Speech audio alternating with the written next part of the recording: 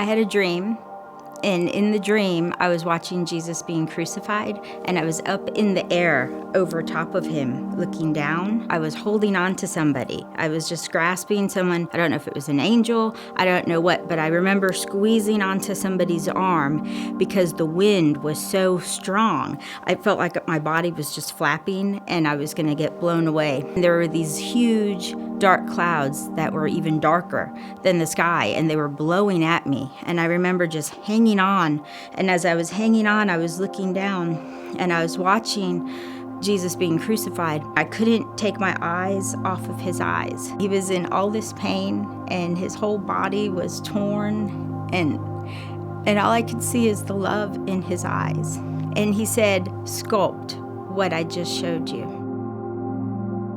I had never sculpted anything before, and I didn't know where to start. I didn't know what to do. I was taking some university classes. I told them my dream, and I asked if I could buy some clay. They laughed at me, and the chairman literally put his hands on my shoulders, and he pushed me out the office door. So I continued to have this dream for several days. On the very last day, and last night that I had the dream, that was the day that I found clay.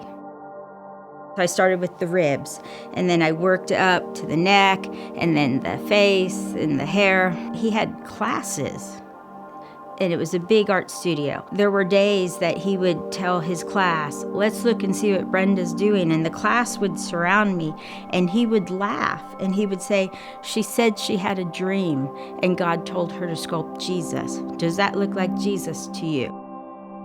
One day he came over with his class, and he said, "Uncover your piece. I want to show the class your progress." When I uncovered it, the chairman kind of freaked out, and he said, "You're an adult child prodigy.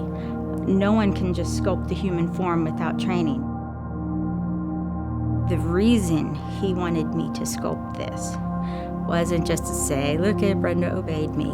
It's because he wants every single person who's hearing my voice and looking at the sculpture to have that same realism that the love of God is so much more tangible than anything we can ever know. And it's literally the only thing we have on this planet that we are taking into eternity with us.